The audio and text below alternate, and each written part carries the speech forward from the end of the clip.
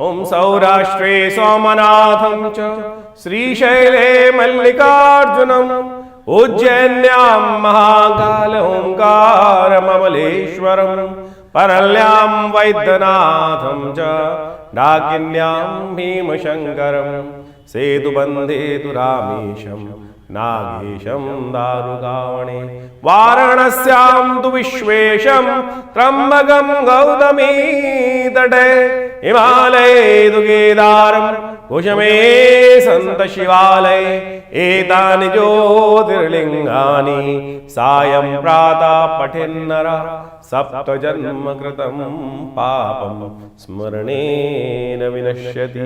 नमस्कार, स्वागत है आपका आचार्य वाणी में। मैं आचार्य डॉक्टर विक्रमादित्य आपके साथ हूँ और आज का राशिफल जो हम बताने जा रहे हैं दिसंबर का, वो है मीन राशि वालों के लिए।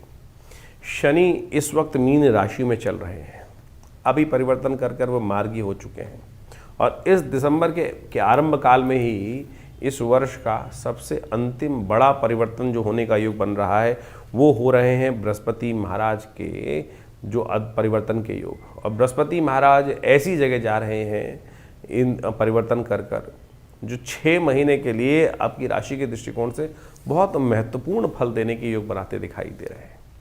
ये सम्मान, पद और कई प्रकार से आपकी राशि में लाभ की स्थिति को उत्पन्न करने के योग बना सकते हैं। सुख देने के योग आपकी राशि में बनाते दिखाई देंगे। और ऐसे में ये बृहस्पति का परिवर्तन आपकी में सबसे बड़ा दिसंबर में जो परिवर्तन का योग बन रहा है, ये आने वाले 6 महीने तक चीज़ों को आपके फेवर में कर सकता है। 7.5 का जो अंतिम दौर आपकी राशि में चल रहा है, मध्य दौर चल रहा है जो, उसको बस कंट्रोल करने का आपको प्रयास करना चाहिए। एक ही चीज़ आपको थोड़ा ध्यान रखने की ज़रूरत है कि इस वक्त क्या किया जाए कि 7.5 का शनि का जो नेगेटिव प्रभाव है वो ठीक रहे, क्योंकि वो किसी भी शुभ टाइम को पूरी तरह से फलीभूत होने नहीं देता है। और यही शनि महाराज जो है चीज़ों को समझ भी नहीं दे रहे हैं। मीन राशि वालों के लिए इस वक्त समस्या क्या है, कोई सही रास्ते पे डालना चाहे वो आते नहीं हैं, क्योंकि शनि ने तो अपना खेल करना ही है और जो आ गया जो बच जाता है। हमने ऐसे ऐसे प्रभाव देखे विशेष तौर पर कि यदि उन खास उपायों को कर लिया जाए तो शनि की 7.5 का नेगेटिव प्रभाव कभी नहीं होता है। तो वो सारी बातें हम आपको बताएंगे, क्या प्रभाव इन दिनों खासतौर पे दिसंबर के अंतिम जो समय है उसमें आपकी राशि के दृष्टिकोण से ग्रह योग करने वाले हैं। तो मीन राशि वालों, आपकी राशि के दृष्टिकोण से 1 दिसंबर पे ग्रहों का खेल क्या रहेगा जान लीजिए। सोमवार का अवसर है, एकादशी तिथि है और इस दिन आपकी राशि में धन योग बनकर तैयार है। शनि के साथ चंद्रमा, बृहस्पति से दृष्ट चंद्रमा जिस प्रकार से योग बनाकर बैठा हुआ है, ये कहीं ना कहीं आपकी बुद्धि आपके लिए बहुत अच्छी स्थिति उत्पन्न कर सकती है। अब बुद्धि नेगेटिव हो चाहे पॉजिटिव हो, इस बात का ध्यान रखना कि ग्रहों की स्थिति यह है, थोड़ा सा उंगली टेढ़ी कर कान को घुमाकर पकड़ने की ज़रूरत है। चीज़ें आपके फेवर में हो सकती हैं, बस यही सूत्र आपको समझने की आवश्यकता है। भाई देवयोग से इस बार जो इस दिन जो ग्रहों का योग बन रहा है, साथ में जो तिथि का योग बन रहा है, वो बताता है कि गीता जयंती। भगवान कृष्ण ने गीता का उपदेश जो दिया वो वास्तविक तौर पर इस कलयुग के लिए ही था। सही समय पर जो आपको समझ में आ जानी चाहिए, कर्म करने का अधिकार हमको है और हमारी समस्या केवल ये है कि हम जो चिंता करते रहते हैं क्या होगा कैसा होगा, वो इस बात को समझें। बिल्कुल चिंता करेंगे फल कैसा मिलेगा क्या मिलेगा, लेकिन यदि सही किया है, सही युक्ति प्रकार से काम किया, युक्त तरीके से कार्य किया है तो फिर वो ठीक। इस वक्त युक्ति की आवश्यकता है, तो युक्ति यही है क्योंकि इस वक्त आप मान के चलें बृहस्पति महाराज वक्र अवस्था में चल रहे हैं और वही धन योग आपकी राशि में बना रहे हैं। तो वो कह रहे हैं कि थोड़ा कान को टेढ़ा पकड़ कर, चीज़ों को थोड़ा टेढ़ा कर समझते हुए करने की आवश्यकता है। चीज़ें आपके फेवर में आ सकती हैं। धार्मिक पुस्तकों को दान करने का प्रयास करें, विष्णु जी का पूजन करने का प्रयास करें, गीता का पाठ करना सबसे श्रेष्ठ रहेगा आपकी राशि के दृष्टिकोण से। इस दिन 2 तारीख का दिन मंगलवार का अवसर है, द्वादशी तिथि इस दिन विद्यमान है, त्रयोदशी का साथ में योग है। शाम के समय त्रयोदशी होने के कारण से प्रदोष का योग भी इस दिन बन रहा है, भौम प्रदोष का योग बन रहा है और ये आपकी राशि के दृष्टिकोण से इस वक्त आवश्यकता है, बहुत ज़रूरी। क्योंकि जब 7.5 चल रही होती है ना, तो कई बार लोन, उधार, ये वो फलाने दम की बहुत सारी चीज़ें व्यक्ति को परेशान करने का योग बनाती रहती हैं। तो भाई से सबसे पहले तो मान करें कि इस दिन हनुमान जी की उपासना, मंगल की उपासना, ऋण मोचन का योग भी बना सकती है। इसके साथ साथ इस दिन का दिन ग्रह योग के दृष्टिकोण से आपके लिए कैसा है, वो ग्रह योग इस दिन ऐसा बना हुआ है कि यदि अपने आप को बड़ा दिखाने का प्रयास करोगे तो फंसोगे, नुकसान कराओगे। सबके सामने छोटा बनकर पैर छूकर कार्य करोगे तो अपनी गाड़ी को भगा के निकाल के ले जाओगे, ऐसा योग आपकी राशि में बनता दिखाई दे रहा है। तो थोड़ा सा आपको डिप्लोमैट बनते हुए कार्य करने की ज़रूरत है, इस बात को समझ में। हर जगह तलवार चलाने की ज़रूरत नहीं होती, कहीं सुई से भी काम हो जाता है। इस बात को युक्ति युक्त प्रकार से समझते हुए यदि जो व्यक्ति कार्य कर लेगा, यानी मीन राशि वालों इस प्रकार से समझकर कार्य कर लोगे तो बहुत अच्छा रहेगा। जो विनम्र होगे, छोटे बने हुए, आशीर्वाद मिलेगा और यश भी मिल जाएगी हर चीज़ में। और अकड़ के काम करोगे, जो शनि महाराज आपकी लग्न में राशि में चल रहे हैं, तो क्या है हर चीज़ में मैं तो ऐसे ही करूँगा, तुम चाहे ये करो, तुम चाहे वो करो, मैं तो यही करूँगा, ये मत करो। अगर ये चीज़ समझ ली, यही उपाय है आपकी राशि के दृष्टिकोण से, तो हनुमान जी की सुंदर आराधना करने का प्रयास करें। इस दिन त्रयोदशी का योग, प्रदोष का योग मंगलवार के साथ बहुत सुंदर योग बना रहा है। विवेकानंद योगाश्रम में इसके बहुत सुंदर कार्यक्रम हमने रखे हैं, आप जुड़िए उसके अंदर। सुंदरकांड का पाठ रहेगा, हनुमान जी का पाठ रहेगा, कल्याण का योग बनेगा आपकी राशि के दृष्टिकोण से। यदि जीवन में जिनके ऋण लगातार परेशान कर रहे हो, तो ऐसे में मंगल का विशेष कार्य करना चाहिए। ऋण मोचन स्तोत्र का पाठ करने से कहा जाता है इस शुभ योग में भगवान शिव की कृपा से समस्त अनिष्ट निवारण करने के योग बन जाते हैं। हमने विवेकानंद योगाश्रम में इस शुभ योग पर हम जो कहा गया प्रदोष के दिन हनुमान जी की सुंदर उपासना करने के लिए सुंदरकांड का पाठ रखा है। आप भी इसमें सम्मिलित हों। सुबह शाम को ये कार्यक्रम रहेगा जो करीब करीब 6 बजे से आरंभ होगा। साथ साथ मंगल ग्रह की शांति के लिए यज्ञ रहेगा, क्योंकि मंगल इन दिनों जिस प्रकार का योग बना रहे हैं वो थोड़ा कष्टकारी है। खासतौर पर ये मंगल का साथ जो विभिन्न ग्रहों का योग बन रहा है, ये प्राकृतिक आपदाओं के योग देता है। मंगल अस्त अवस्था में है और साथ साथ जिस प्रकार से बहुत तेज़ी से उनका परिवर्तन करने का योग बनेगा, और वो कहीं ना कहीं प्राकृतिक आपदाओं का, विस्फोट का, आतंकी घटनाओं का, प्राकृतिक आपदाओं में जैसे ज्वालामुखी इत्यादि, भूकंप इत्यादि, इनके योग बनाने की स्थिति उत्पन्न कर सकता है। तो हमारे जीवन में समस्त अनिष्ट दूर रहें, भगवान की कृपा हम पर बनी रहे, तो इसके लिए कोशिश करें हनुमान जी का सुंदर पाठ अवश्य करने का प्रयास करें। सुंदरकांड का पाठ, हनुमान चालीसा का पाठ, और जैसा भौम प्रदोष का योग है तो अच्छा रहेगा आपके लिए। इस शुभ तिथि में हो सके तो हनुमान जी का विशेष तौर पर मंगल ग्रह की शांति के निमित्त ऋण मोचन स्तोत्र का पाठ भी कर लीजिए, उसका यज्ञ भी कर लीजिए, करवा लीजिए, वो आपके लिए कल्याणकारी योग बनाएगा। मीन राशि वालों, आपकी राशि के दृष्टिकोण से 3 तारीख का दिन, 3 दिसंबर का दिन ग्रहों के हिसाब से कैसा है? बुधवार का दिन त्रयोदशी और चतुर्दशी का योग बन रहा है, और आपकी राशि के दृष्टिकोण से जो ग्रह हैं वो आपके लिए एक विशेष प्रकार का योग बनाकर तैयार हो रहे हैं। इन दिनों आपको खास तौर पे एक बात ध्यान रखना है, बहुत ज़्यादा नरम नहीं रहना है और बहुत ज़्यादा गर्म नहीं रहना है, थोड़ा सा बैलेंस होकर चले।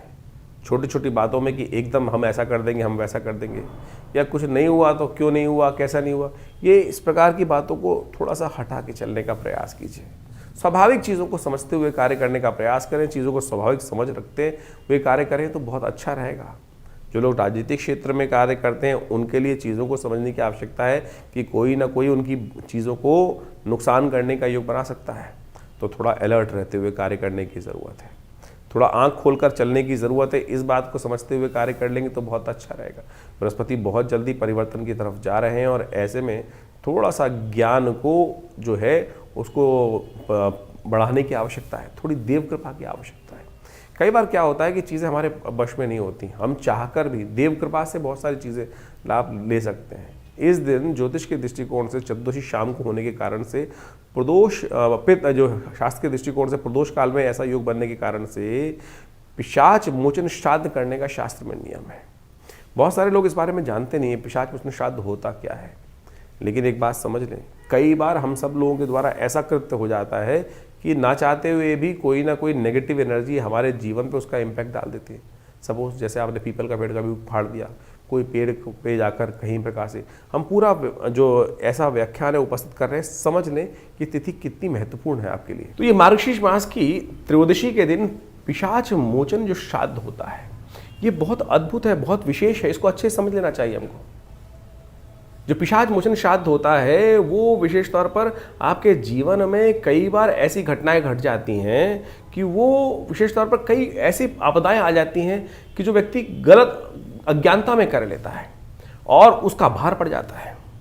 एक इंसिडेंट बताते हैं हम आपको। आप सबके घर में कई बार आपने देखा होगा कि पीपल का पेड़ उग जाता है, और पीपल का पेड़ जब उग जाता है तो क्या होता है, हमको बड़ा होने से पहले उखाड़ के उसको फेंकने की व्यवस्था करनी चाहिए। और आप माने गलती से, अज्ञानता से वो पीपल का पेड़ जो तो काट दिया जाता है, उसके द्वारा क्या क्या हो सकता है कष्ट, वो आपको प्रत्यक्ष रूप से समझना चाहिए। हम आपको एक घटना बताते हैं, दिल्ली की ही घटना है और करीब करीब शायद 1987-88 की घटना है। उन दिनों भारत सरकार का एक एयरपोर्ट के ऊपर वायु हेलीकॉप्टर की व्यवस्था चलती थी, शायद उसका नाम जो भी था एक हेलीकॉप्टर व्यवस्था थी और मेघ वायुदूत करके शायद उसका नाम था, मुझे पूरा याद नहीं आ रहा है। और आप मान के चलें दिल्ली के पालम एयरपोर्ट में उन दिनों लगातार कुछ घटनाएं घट रही थी, बार बार एक्सीडेंट होता था और उस कंपनी के हेड जो थे वो किसी तरह रूप से हमारे पिताजी के समक्ष पहुंचे और उन्होंने कहा जी भाई हमने ऐसे ऐसे गलती से हमारे बहुत सारे घटनाएं घट रही हैं, बार बार कुछ हेलीकॉप्टर जो कंपनी थी उसमें कुछ ना कुछ दुर्घटनाएं घटती रहती हैं, कभी आग लग जाती है, कभी कुछ दिक्कत हो जाती है और कई बार ऐसी भयानक घटनाएं घट चुकी हैं। तो हमारे पिताजी को, और मुझे याद है अभी भी हम बहुत करीब करीब 10-12 साल के रहे होंगे, तो हम लोग सब साथ में गए और एयरपोर्ट पे जाकर उन दिनों पालम एयरपोर्ट में जाके हमने व्यवस्थाएं समझने का प्रयास किया। निदान ये हुआ कि वहाँ पर एक पीपल का पेड़ था और दिल्ली एयरपोर्ट पे उस पीपल के पेड़ को काट दिया गया था और उसके बाद से ये घटनाएं घटनी शुरू हुई। जब वहाँ गए तो वहाँ पीपल का पेड़ बाई चांस वो रूप से समझ में आया कि वहाँ एक पीपल का पेड़ काटा गया था। तो पिताजी ने सब चीज़ देखने के बाद हम सब विचार किया भाई यहाँ पर एक यज्ञ करेंगे, ये पिशाच की कुछ दिक्कत है और पिशाच की निवृत्ति के लिए, इस कष्ट की निवृत्ति के लिए और उसको यज्ञ कराया गया। हमारे समस्त ब्राह्मण इत्यादि वहाँ जाकर यज्ञ किए और ये घटना हमने कहा 87-88 के आसपास की घटना है। स्वयं पूरी कंपनी के बहुत सारे बड़े बड़े लोग उस यज्ञ में बैठे और वो 2-3 दिन का यज्ञ वहाँ पर सुंदर रूप से किया गया और सत्य माने उसके बाद उस पिशाच से मुक्ति का लिए।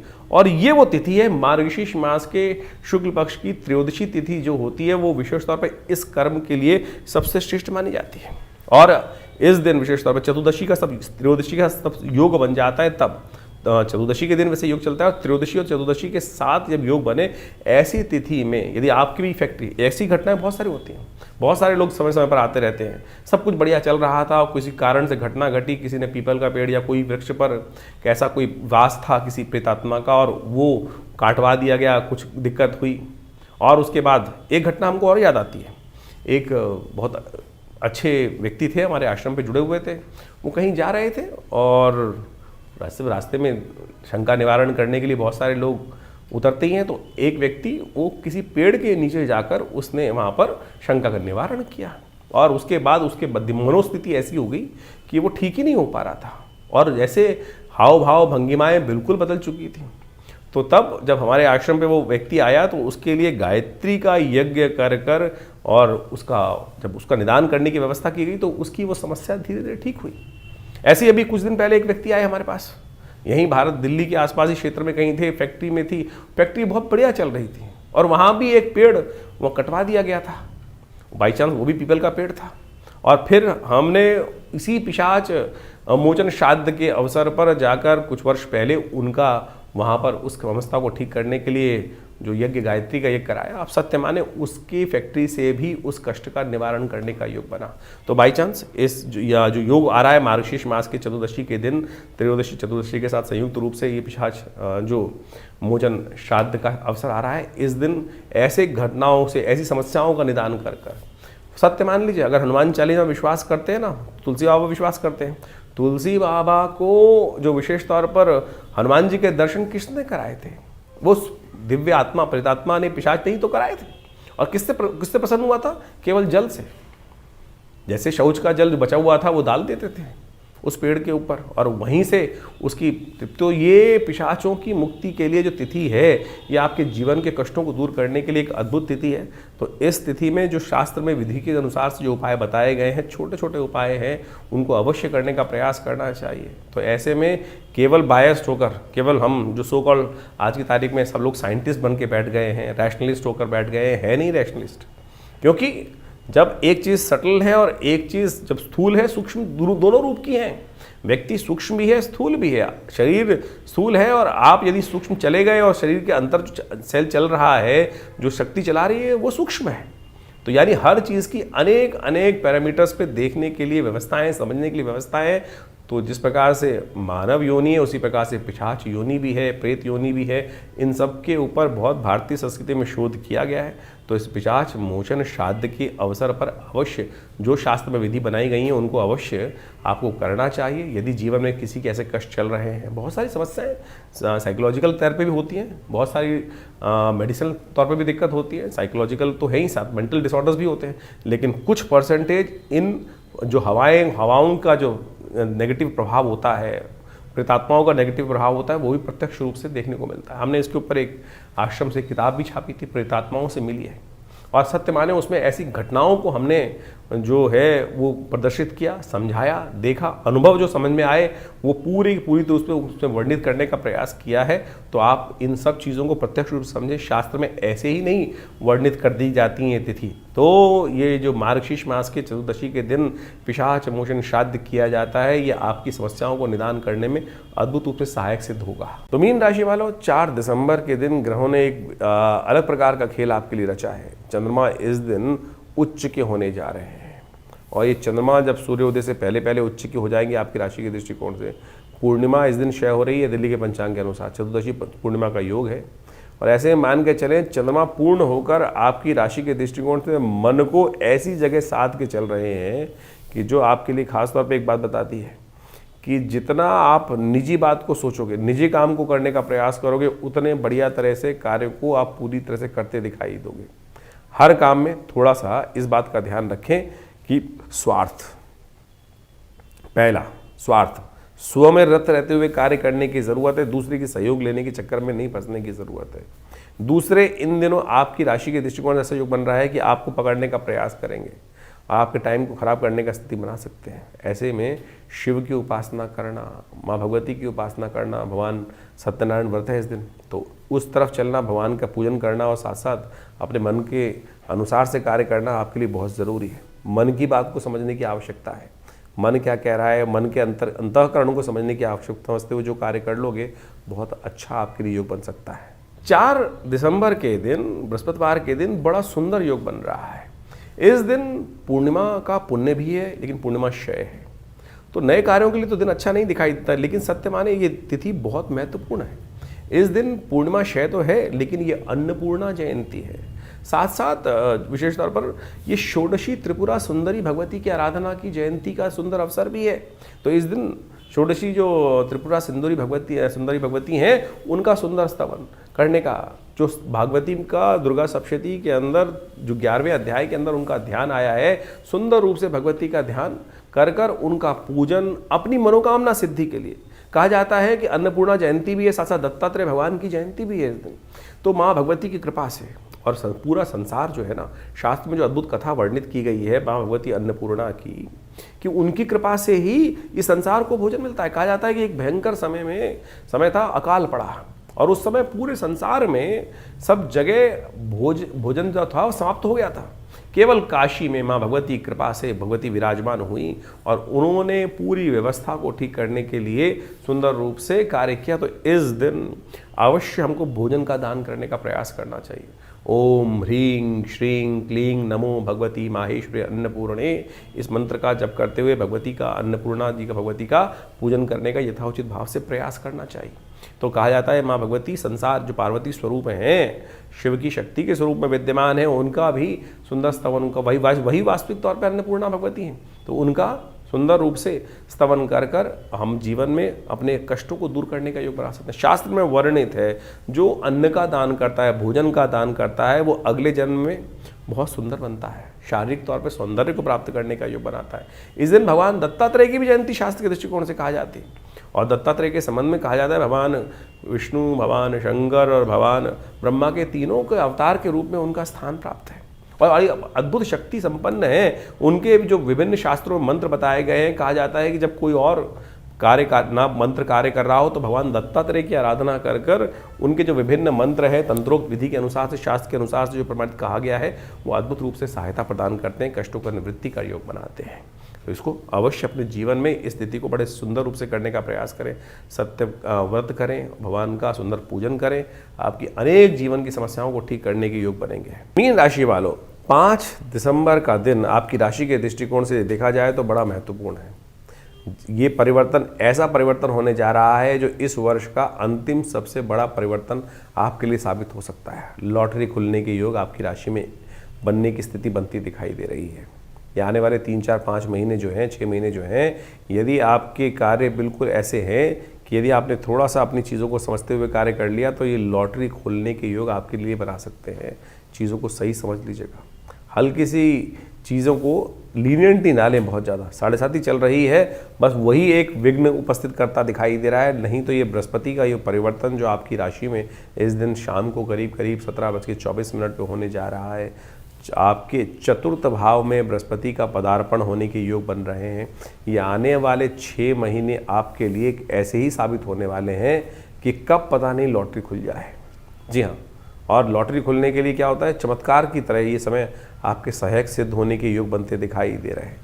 ऐसे में विशेष तौर पर कुछ विशेष सुख भी प्राप्त करने के योग बना सकते हैं। घोड़ी, गाड़ी, वाहन, मकान, यानी कुछ ना कुछ रूप में परिवर्तन करने का योग आपकी राशि में बहुत बढ़िया तरह से बन के आ रहा है। बस शनि को आपको समझाना पड़ेगा, क्योंकि 7.5 आप पर चल रही है। ये 12 वर्ष बाद ऐसा समय पुनः एक बार आपके लिए सहयोग के रूप में उपस्थित होने के योग बना रहा है। तो ऐसे में केवल आपको विशेष तौर पर शनि को मनाने का, बृहस्पति तो कोई खास नेगेटिव आपके लिए हो ही नहीं सकता, उनको क्या ताकत दोगे, तो वो तो आपकी राशि में बहुत बढ़िया से सहायक सिद्ध होकर तैयार ही बैठे हैं। लेकिन शनि ने आपकी राशि में इस वक्त कई प्रकार से रुकावट डालने के योग बना सकते हैं, क्योंकि 7.5 का मध्य काल आपके लिए चल रहा है। तो शनि स्तोत्र का नित्यपति पाठ करें।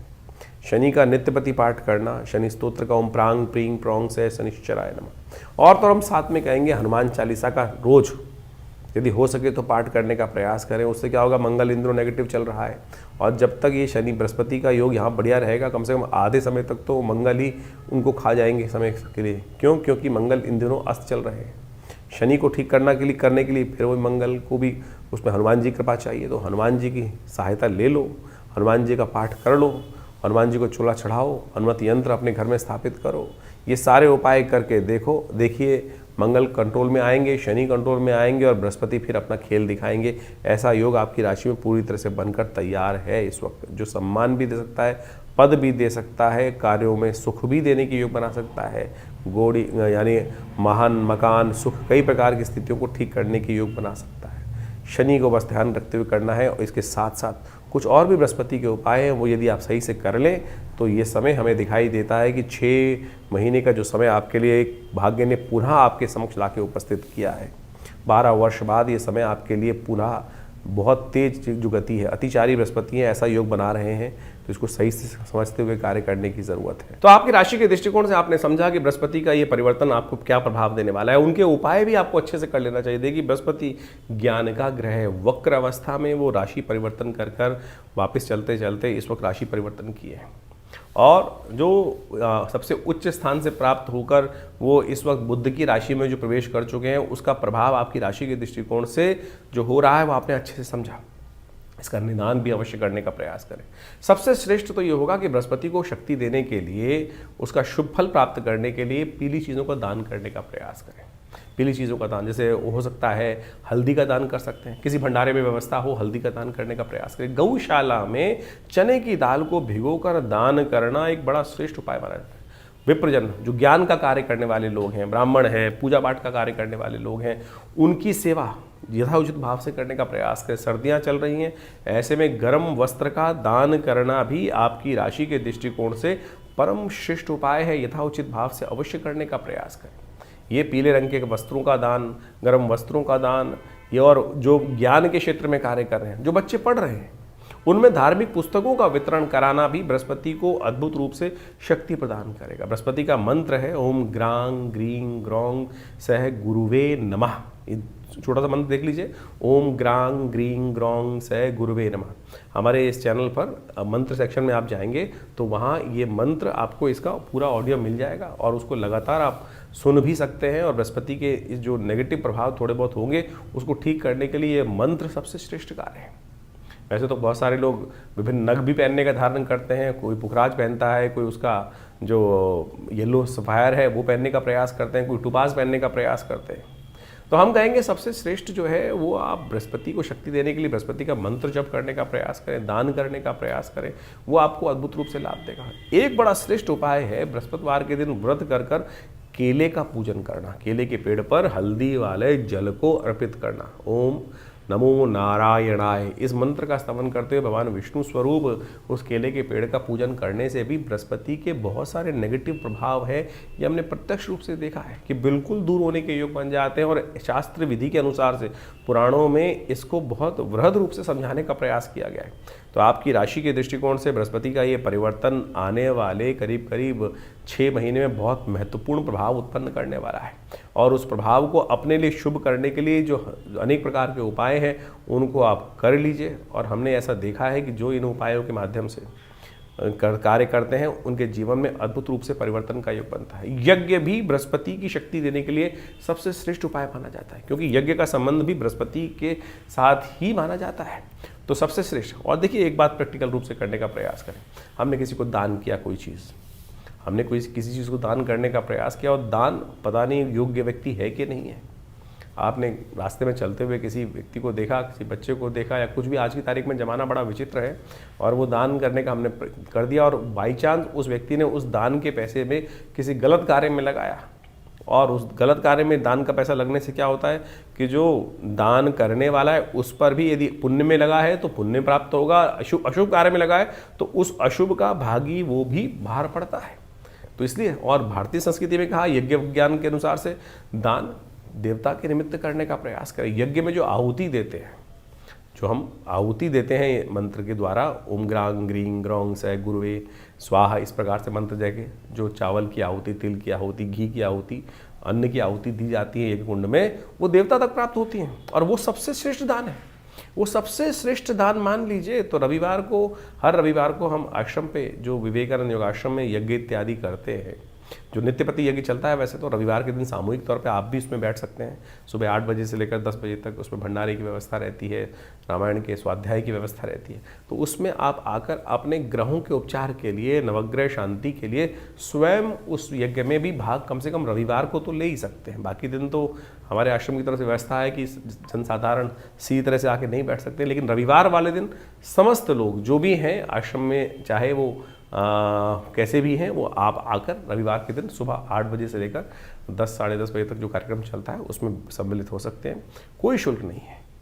तो इसलिए इन समस्त जो पद्धतियां हैं आपके ग्रहों के अनुसार से इन उपायों को समझने का प्रयास करें। लेकिन फिर भी राशि के दृष्टिकोण से तो हमने आपको समझा दिया, लेकिन अपनी स्वयं की जन्मपत्री में जो इन ग्रहों का प्रभाव होने वाला है उसको अच्छे से समझने के लिए, सूक्ष्म दृष्टि से देखने के लिए दशाएं क्या चल रही हैं, अंतर दशाएं क्या चल रही हैं, नवांश इत्यादि में ग्रह की स्थिति क्या है, कहीं बाहर से देखने में केवल राशि के दृष्टिकोण से कर ले तो वो उसको और सूक्ष्म दृष्टिकोण से देखने का हमको प्रयास करना चाहिए। वो डिटेल एनालिसिस के लिए आप स्वयं निजी तौर पर हमारे आश्रम के साथ संबंध स्थापित कर कर अपनी जो व्यवस्थाएं हैं आश्रम के द्वारा उनको समझकर अपने निजी परामर्श के द्वारा अपने जो भी समस्याएं हैं उनको निदान करने के लिए कार्य करने का प्रयास कीजिए। बड़े भाग्य से हमको समय मिला है तो उसको ठीक से चलाएं जीवन को और शुभ करने का प्रयास करें। परिवार में शुभ रहे। तो इस प्रकार से इस ग्रह के प्रभाव को आपने समझा और आगे समझ लीजिए। मीन राशि वालों, 6 दिसंबर के दिन ग्रहों के दृष्टिकोण से यदि आप देखें तो कई सारे योग आपके लिए बनकर तैयार है। एक तो धन योग बनकर तैयार है आपकी राशि में,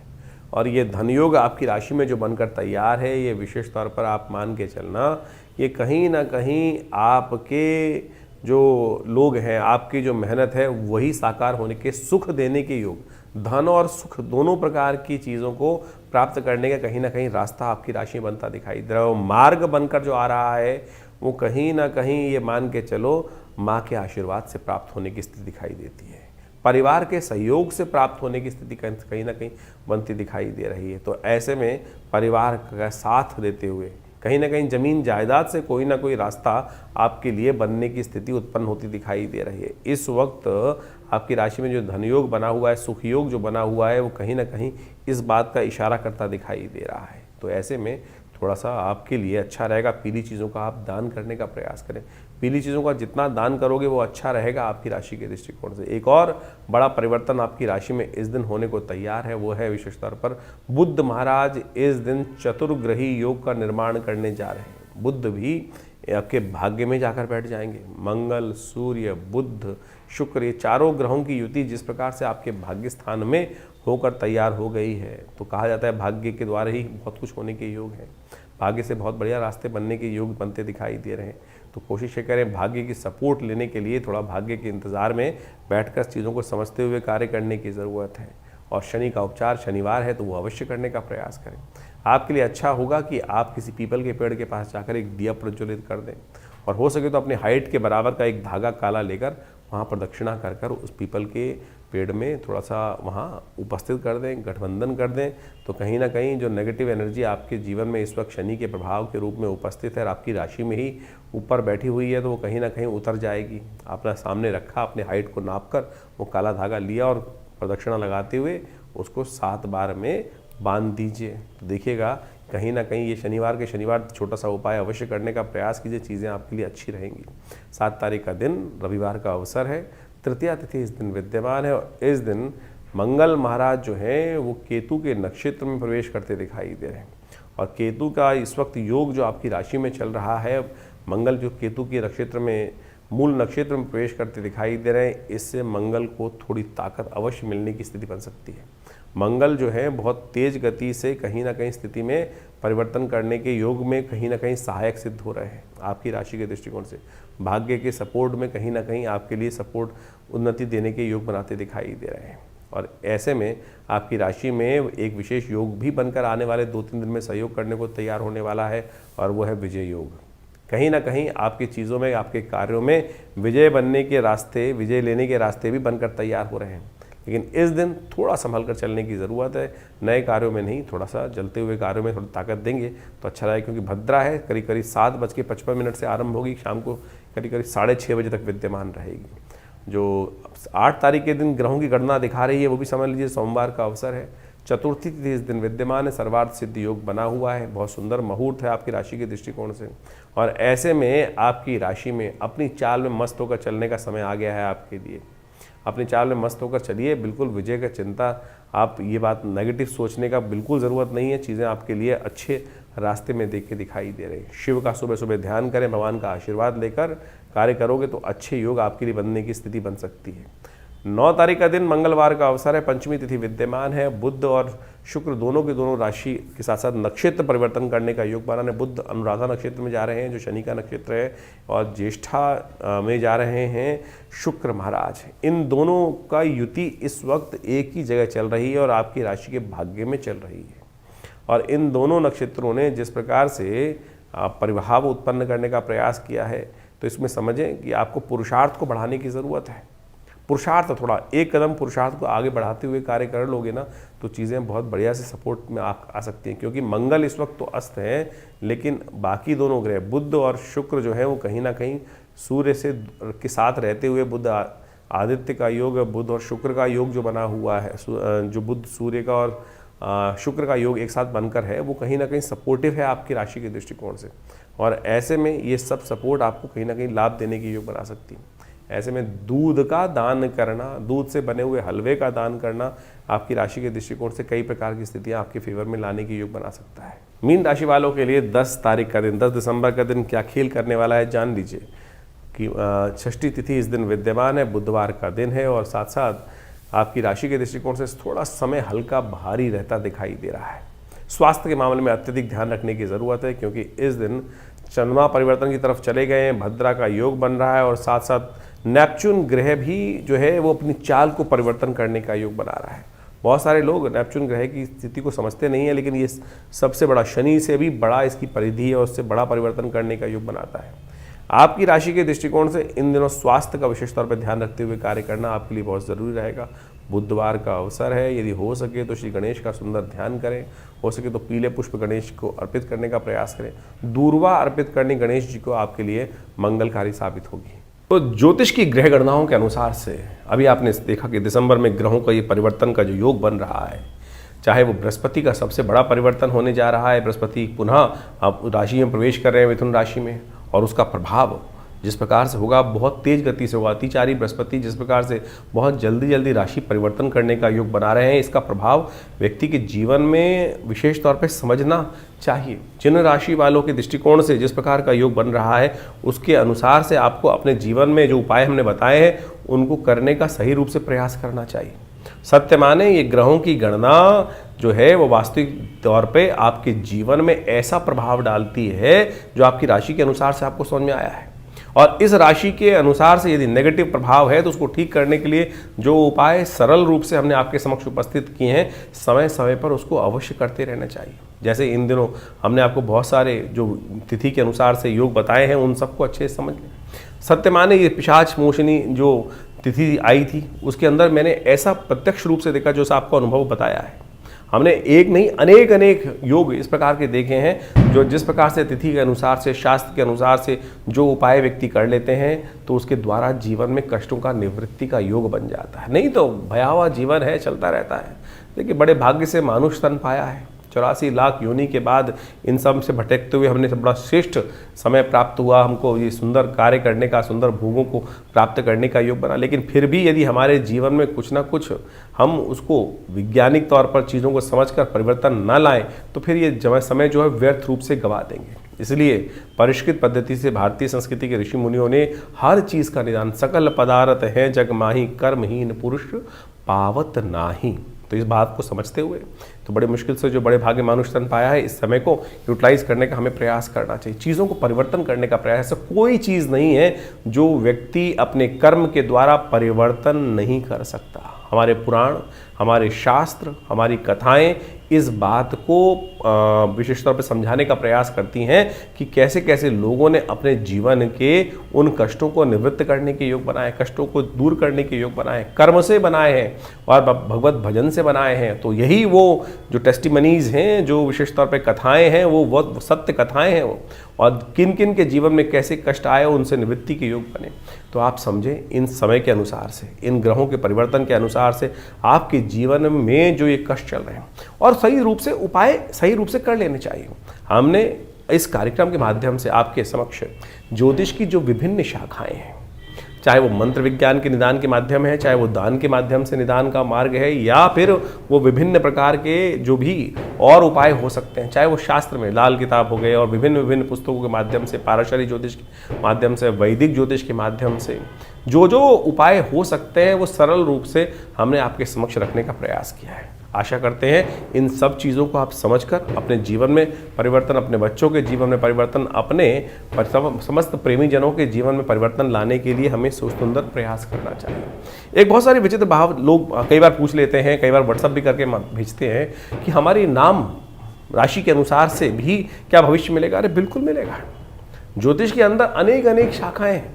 पुराने ज़माने में बहुत सारे लोग तथागत आज भी इस बात को सही से समझने का प्रयास कीजिए। लोग आप समझें कि नाम मिलाकर राशि के द्वारा जो मिलान किया जाता था विवाह से पहले और उसके बाद एक निदान बताया जाता था। आप समझें कि किसी व्यक्ति का यदि नहीं मिल रहा है तो उपाय क्या किया जाए। जन्मपत्री के दृष्टिकोण से समझे कि वो निदान नहीं हो रहा है तो पुराने ज़माने में कुछ लोग एक विशेष उपाय कराते थे कि शादी से पहले किसी का कोई और नाम होता था और शादी के बाद नाम बदल दिया जाता था, और उससे क्या होता था, राशि बदल जाती थी, जो नाम की राशि है वो बदल जाती थी और उसके बाद उनके गुण मिलान कर दिया। तो ये उपाय है शास्त्रोक्त विधि के अनुसार से, न्यूमरोलॉजी के अनुसार से जो नाम में परिवर्तन कर रहे हैं वो क्या है, वो वही उसी का एक मार्ग ही तो है। ये भी एक निदान के सहस्त्रों निदानों में से एक मार्ग है।